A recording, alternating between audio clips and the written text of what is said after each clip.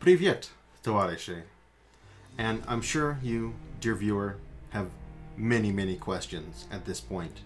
Like, what has happened in the past 35 days of gameplay? Or why is everybody so nicely dressed up and spread out in a little line like this? Well, I will answer all of those questions and more in a tale. An experimental tale, I might add, because I haven't really done something like this, so I hope you enjoy A Tale of Two Scouts.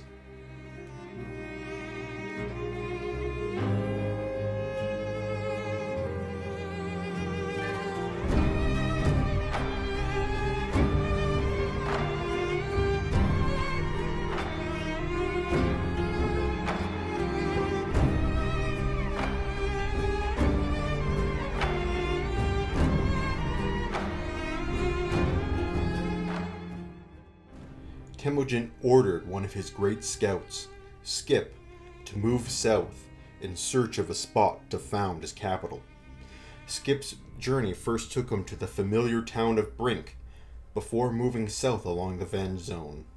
The journey was perilous, as already he encountered a pack of reavers. While most of them left Skip alone, one of them had a taste for blood, and followed Skip for miles.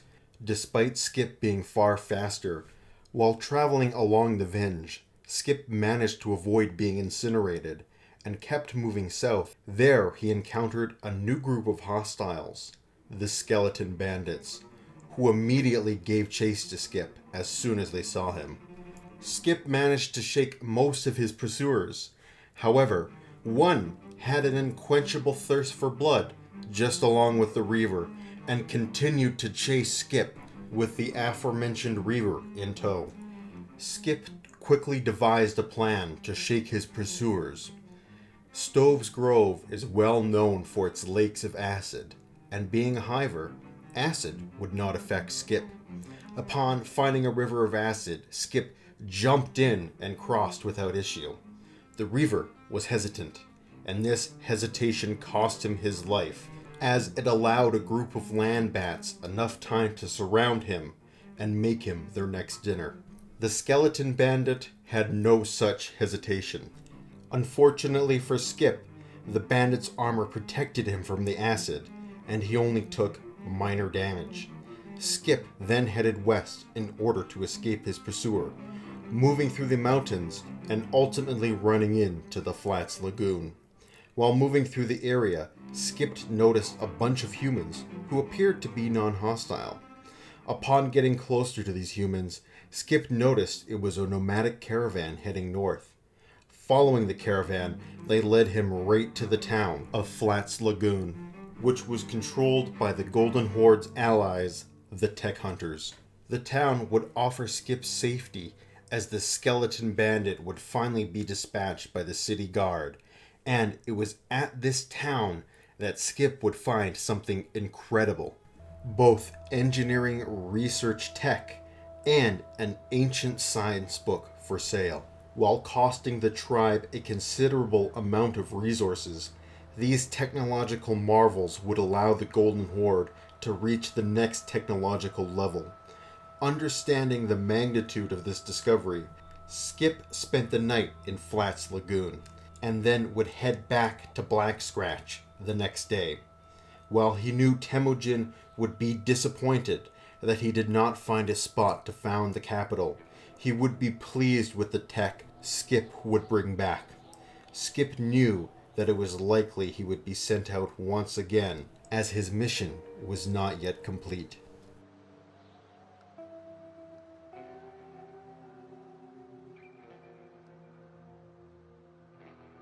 Temujin approached Zip and ordered him to scout the territory to the north of Black Scratch. This area was by and large unknown to the Golden Horde. However, it was believed to be controlled by the United Cities. Zip quickly traveled north without issue and found a small riverbed. Following the riverbed, Zip managed to find a small farming village controlled by the United Cities. Skip was surprised that their influence spread this far south, but as he approached the village, he could tell that it was hardly a metropolis. As he got closer, he noticed something else. The village was currently under attack by grass pirates and defended by only a handful of samurai. Temujin informed Skip that should he find any favorable engagements, he should take them. Zip then decided he would engage the grass pirates, but as he went for his blade, he realized something. He had sold it earlier today for food money. Undeterred by this, Zip grabbed a weapon off a downed pirate and joined the fray. At first, the fight went very well for Zip. However, as more and more pirates moved in, Zip began to get overwhelmed and was knocked unconscious. Fortunately, with his intervention, the samurai garrison managed to stabilize the situation and mop up the remaining grass pirates.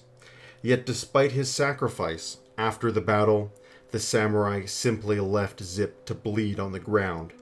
This enraged Temujin to no end, and it was at this moment that Temujin silently swore he would burn this obsolete empire to the ground for their impudence and disrespect. However, that time would have to come in the future. In the meantime, Temujin dispatched Genos-kun to heal and tend to the wounded scout. Fortunately, this farming village was not far from Black Scratch, and Genos made the journey without issue. Once he arrived, Genos patched up Zip and rented a bed at the nearby bar to rest Zip so he could recover. Genos also bought some maps from the bar, including a full map of the United Cities territory. Temujin ordered Genos to leave Zip, as he would soon continue to scout. Once he recovered, as he was about to leave, Genos noticed a few loiterers clamoring for work. One was a human female, who was tired of hiding from bandits. She had a burning passion for revenge against the murderers who killed her family. Genos knew that she would be a valuable addition to the tribe, and She-Hulk was recruited as the Golden Horde, 15th member. In addition to She-Hulk, Genos noticed a Hiver soldier looking for a new tribe to call home. Temujin had strict orders to recruit any and all Hivers who were willing to join into the Golden Horde, and Beat Hop was quickly recruited as the Horde's 16th member. Now, Genos had to get these new recruits home without losing them. No easy task. The first leg of the journey went without issue. That was until another horde of grass pirates were spotted by the gang. The group ran as fast as they could, considering that Black Scratch was in sight. Additionally, Golden Horde members, including Temujin himself, were moving to assist Genos and the new recruits. Once enough members had gathered together, the Horde turned and fought. Initially, the battle went well for the Horde. But again, as more and more pirates came to assist their comrades, the tide turned against the Horde, and Temujin found himself completely surrounded by grass pirates, cutting down several with his massive plank before finally being overwhelmed. Genos fought valiantly as well. His metal fists of fury delivered blow after blow. However, he too was overwhelmed. Before anyone knew what was going on, almost the entire Horde had been downed. Fortunately for the Horde, however, there was an old friend in the area, Punhat, the tech hunter and exceptional swordsman. He had a soft spot for the Horde as they had helped him fight off a group of Reavers days before. Springing into action, he quickly felled the straggling pirates as the Horde once again began to lick their wounds and reorganize itself. Starefast was hurt the most in the battle, losing one of his legs. This whole ordeal made Temujin question if the Horde was really ready and able to found and defend its capital. He decided that he would still move forward with his plan, and, in the back of his mind, began to devise a military strategy which would revolutionize warfare in the world of Kenshi. Zip, on the other hand, had missed all this action. He woke, recovered from his injuries, confused how he ended up resting in this bed, but didn't linger on it for too long as there was work to be done. On the map Genos had purchased, there was a market just a few short kilometers northwest of Zip. Given that this was the most logical next place for Zip to explore, he set out into the wilderness again. He headed north until he reached the coast, and then ran back westward until just beyond the horizon he could see the market in the distance. However, just as he was approaching the market, he saw another sight come over the horizon. Beak things. Not just one or two beak things, but dozens. Zip had no choice but to make a mad dash to the market, but the beak things had already smelled him, and dozens were in hot pursuit. Things were looking grim for Zip as the beak things closed in around him, but just when all seemed lost, he reached turret range of the market's defenses, and they let loose a brutal volley against the beak things. This confused their ranks just long enough for Zip to make a breakout, and find safety behind the market's walls. However, just because Zip was safe, this did not mean the fight was over. Dozens of beak things broke against the market's walls and tried to break through the front gate. The United City defenders rallied and fought the beak things in a bloody battle. Zip offered what assistance he could, and after a long struggle, dozens of corpses littered the battlefield, with the United Cities emerging clearly victorious. With the dust settling, Zip explored his surroundings. He quickly looted the beak things for as much meat and skin as he could find, selling whatever he could not fit in his backpack. Once this task was over, Zip finally took in the market he had found, and a dark realization hit him. This wasn't the type of market he knew Temujin was hoping he would find. A market that would sell supplies and materials to the Horde. No, Zip had stumbled upon a slave market. The United City slave market of Eye Socket. Zip approached the first slave market and began to feel nauseous as he looked up at the sign. It was the face of a human, smiling brightly, with chains around his neck. Zip asked the merchant if he had any materials for sale. The merchant just laughed in Zip's face and asked him if he knew what kind of market this was. Dejected, Zip just left, going to the nearby bar in hopes of finding something useful.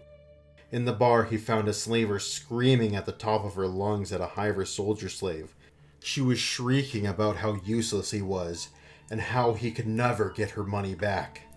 Zip approached the slaver and asked what all the commotion was about. She lamented the fact that her Hiver soldier slave was malnourished and useless. He couldn't even talk because his previous owner had ripped out his tongue. Zip looked down at the Hiver soldier. He looked weak, barely clinging to life. Zip could see the pain and suffering in his eyes and was overwhelmed with sorrow and rage. But in this moment he pushed that all down and replied, "I'll take him off your hands. How much do you want for him?"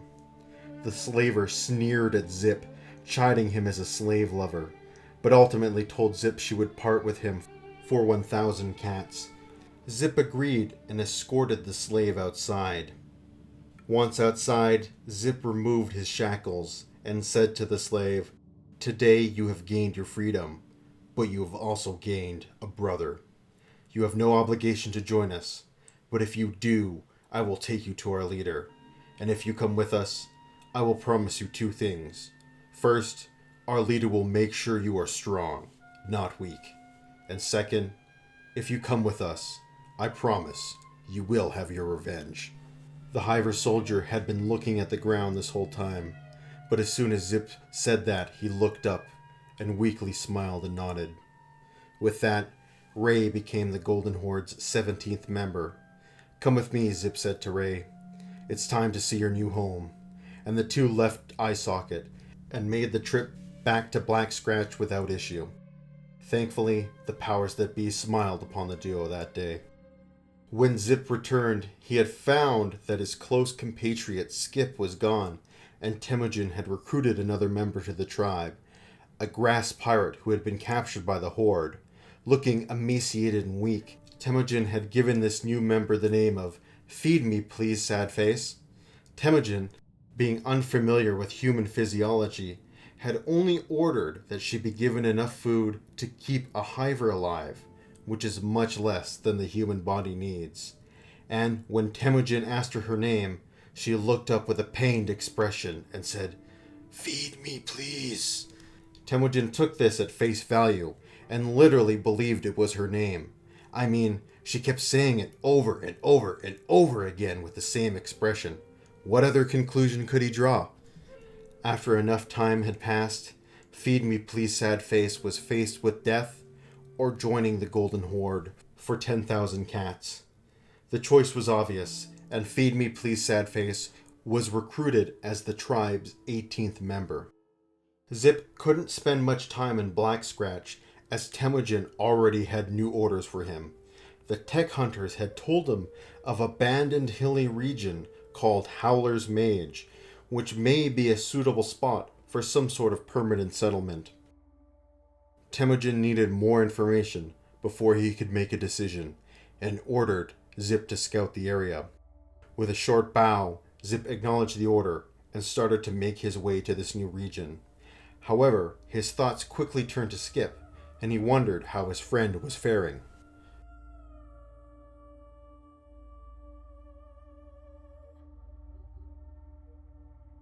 Skip had returned to Black Scratch, eagerly informing Temujin of the technological artifacts he had found, and the tech hunter settlement on Flats Lagoon.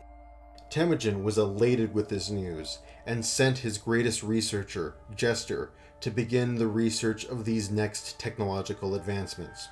With these artifacts, the Horde could now craft advanced weapons and crossbows, in addition with being able to advance to the next research level. However, even with this good news, Skip's mission was not yet complete.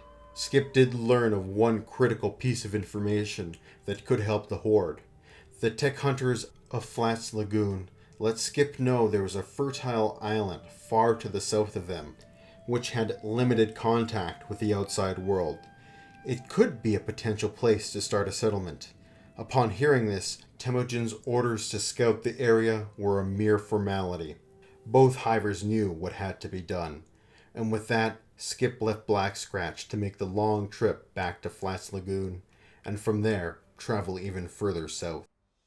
Navigating back to Flats Lagoon was no issue for Skip. The speedy hiver easily avoided all dangers and arrived in the lagoon, ready to travel south. Upon leaving the flats, Skip entered an unknown territory, which is called the Bone Field. And he quickly saw why it was called the Bone Field, as in the distance he could already see bone stacks jutting out of the earth, probably the nest of some disgusting predator. He also saw a town in the distance, and hurried over to discover it. As he got closer, he saw the true essence of this city: run-down walls, guardless turrets, ruined houses. Was this a ghost town? He thought. However, as he reached the town, he learned it was inhabited loosely by his good friends, the tech hunters, who welcomed and greeted Skip with open arms. Sadly, this moment couldn't last long, as the town was under attack by beak things. A massive swarm had descended on the town, and before Skip knew it, he was engaged in combat alongside his tech hunter allies. This was the first chance Skip had got to use his new weapon Temujin had issued him, a ranger crossbow. While ultimately unfamiliar with crossbows himself, Skip quickly mastered the basics, and the large size of the beak things all but ensured he would hit them easily. So Skip relocated to a nearby tower and unloaded volley after volley into the beak things, and the town was secured with minor casualties. Skip quickly came to learn that this town was called Morn, and Skip saw that he could not linger in Morn any longer, and he gathered himself after the battle and said his goodbyes and headed off south once again. The bone fields seemed vast and empty to Skip. The only inhabitants he could see were a collection of horrific predators that inhabited the bone fields: beak things, bone wolves, skin spiders, and more all called these fields their home. There was no question, this was inhospitable territory, and Skip began to question himself.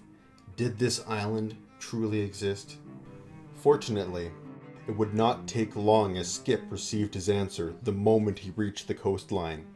The island did in fact exist, and could easily be accessed via a long and narrow bridge. Skip eagerly hurried across this bridge to see what was on the other side. As soon as he reached the island, it began to rain. And not just any rain, acid rain. Again, as Skip was a hiver, he was unaffected. However, it could be an issue for the other races of the Horde, should a capital be established in the region. That wasn't the only issue, though. It didn't take long for Skip to realize that the island was indeed inhabited. Skip caught a glimpse of the island's inhabitants quickly after crossing the bridge. They were as tall as a man, or hiver. The creatures before Skip stood on 2 legs, but they were hairless, unlike a human, and smooth, unlike a hiver. And unlike either, in place of their hands, they had 2 large crab-like claws, with smaller claws jutting out from either side of the creature. They made a heavy gurgling noise as they breathed, as if their throats were constantly filled with water. As Skip observed them, he could see rudimentary signs of intelligence, as they were able to create fires and move together in a loose formation. Lastly, it did not take Skip long to realize that these creatures lived on the isle in numbers so vast that Skip could see dozens sauntering around the island. He did not know it yet, but Skip had stumbled upon the fishmen of Fishman Isle. Not wanting to get overwhelmed, Skip wanted to see what would happen if he could interact with them alone. He would have to wait, as the creatures seemed prone to travel in large groups. However, eventually Skip was able to isolate one from the crowd. Skip approached the lone fishman, who seemed to detect Skip's presence as he sniffed the air and began to get agitated. Once he was sure no one would intervene, Skip revealed himself to the fishman. The fishman let out some assortment of gurgled yelp and charged at Skip immediately. Skip was much faster than the fishman, and using his crossbow and katana, he easily dispatched the creature. Skip noticed that while it was not physically strong, the fishman was surprisingly resilient and well armored. Skip then began to scout the area. He found stone, iron, copper, and of course, the island was plenty fertile. It had everything Temujin wanted for a base. The only problem was, would the Horde be able to take the island and remove the fishmen? It would be no easy task. One-on-one, any warrior would be able to dispatch a fishman, but en masse, they would be overwhelmed. Skip then pushed south along the island and found an abandoned city, overrun by fishmen. Skip would not be able to get a good look within the city, and he would have to move on. At the very southern point of the island, Skip found a lone tower. It seemed abandoned at first, but after scaling the tower, he entered it and discovered that it too was overrun by the fishmen. Skip had seen enough at this point. He could report his findings to Temujin. Skip moved back to the north quickly and planned his trip back to Flats Lagoon. Skip thought about what he would tell Temujin, which was that he did find a good location to establish their capital, but the area was overrun with a foe that, while not being particularly powerful, was numerous. Then, on top of that, there was the issue of acid rain.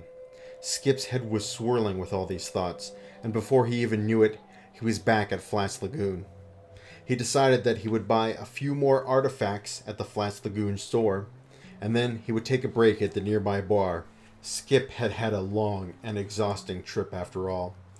It was at this bar that Skip met a literal Chad. Enthralled by his tales of travel and exploits, Skip thought that Chad would make an excellent addition to the Horde, hiring him for the price of 9,000 cats. And with that, a literal Chad became the 19th member of the Horde. Skip knew that so long as he was with Chad, nobody could touch him. He, of course, was correct, and Skip and Chad returned to Black Scratch without issue, and Chad was welcomed into the Horde with open arms, especially by the women of the Golden Horde. When Skip conferred with Temujin about his findings, Skip's report gave Temujin much to think about, and it would be some time before he could make a decision, as Temujin had also received another report from his great scout, Zip.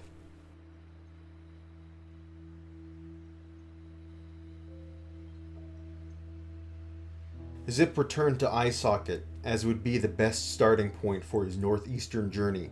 From Eye Socket, he would travel north and visit an undiscovered city for the Horde, which was marked on the map Genospot, the city of Heng, which was controlled by the United Cities, the capital of the Traders Guild. Journeying through the United Cities territory was a breeze for the speedy Hiver, as the only natural predators were sand skimmers, who Zip could easily outrun. Heng reached out before Zip, and there he found a large, bustling city with a variety of shops and materials. Zip wanted to spend days here, exploring the city, but he would need to move on. He traveled east from Heng, and quickly arrived at his target, the Howler Maze. The naughty territory was governed by ugly-looking mountains. As Skip scanned the terrain before him, the only thing he could see was crabs. No signs of intelligent life, just hordes and hordes of crabs. The crabs had no hope of catching Zip, so his exploration of the maze was by and large painless. His scouting did lead him to one of the abandoned cities, which of course was overrun by crabs, including one city which was home to a giant enemy crab. Zip was in awe of the massive creature, but did not stand and gawk for too long. His exploration of the maze revealed that it could indeed house a capital.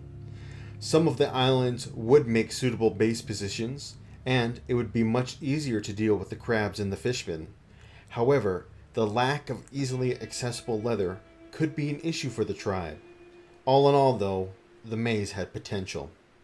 With this in his mind, Skip quickly sprinted back to Heng, and now he could finally explore the city. His exploration yielded several markets in the city, which would sell Zip stacks of goods. Iron plates, steel bars, leather, Heng had it all. Zip loaded up his backpack with all the useful materials he could find and set back for Black Scratch. When he arrived, he gave Temujin his report, along with the materials he brought.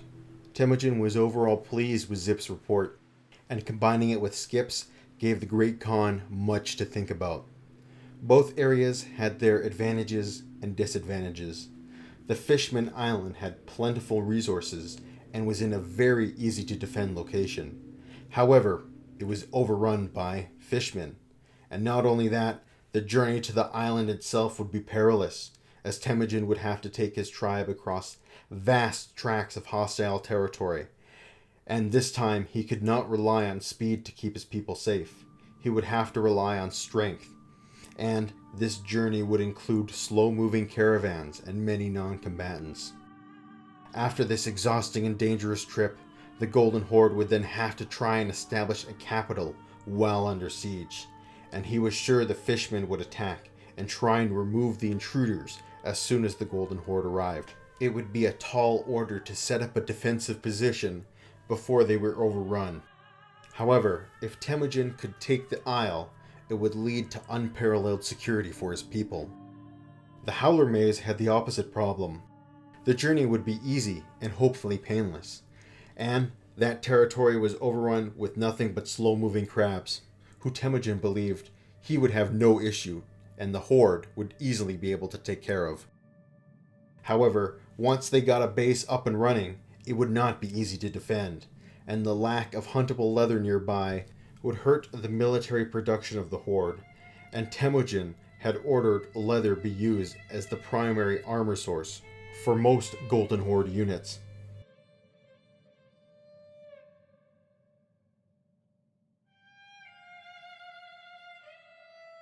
There was no good answer, but one thing was clear to Temujin, and that was he would need to strengthen his troops further, regardless of what he decided to do.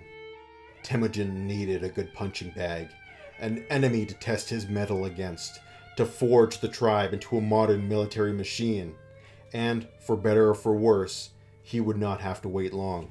While Temujin was making his decision about the future of the Horde, he ordered some of his forces to scout the immediate surroundings in hopes of finding a spot to lay his capital closer to his location.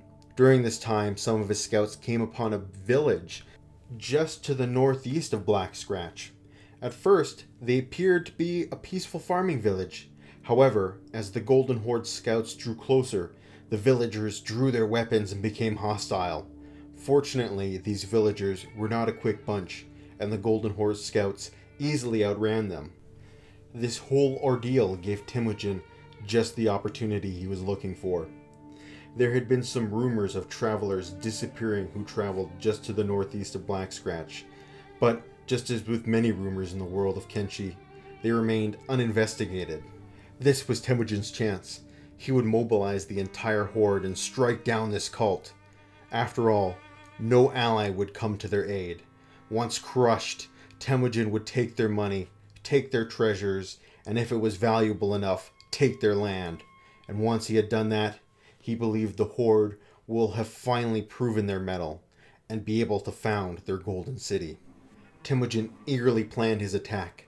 His smiths worked overtime producing weapons and armor, and before he knew it, Temujin had created a fully armed military force, capable of taking the fight to his enemies. During this planning phase, Temujin continued to ask his scouts to search the nearby area. During one of his scouting missions, Skip discovered a nearby raider civilization, the Crab Raiders. The heavily armored people fought with domesticated crabs to boot, and they seemed like they would be a fearsome opponent. Skip quickly found their main settlement, and to his surprise, the Crab Raiders just let Skip walk right through the front gate. Once through the gate, he approached the large house in the center of the village. Inside, Skip found the leader of the Crab Raiders, a woman named the Crab Queen. The Queen asked Skip what he thought of her pets. Skip feigned extreme interest. This pleased the Queen, so much so, in fact, she offered the Golden Horde an alliance, in every sense of the word. In exchange, though, the Golden Horde would have to make enemies of all the other raider gangs in the pits. The Golden Horde agreed to these terms, as they never had any love for the gangs in the first place. Temujin was happy to finally have an ally to watch the Horde's back. Then, on the way back to Black Scratch, something amazing happened. Skip found it. The perfect place, without any question. It would be the place to establish the capital. It completely eliminated all the issues with the other founding spots. In addition to this, it was close to their current location. Skip ran back to Black Scratch to tell Temujin of his findings. Once there, Temujin thanked Skip for his report and told him that he couldn't wait to hear more about it. But before any decision was made, Temujin told Skip to sharpen his blade, for it was time. The Horde was going to war.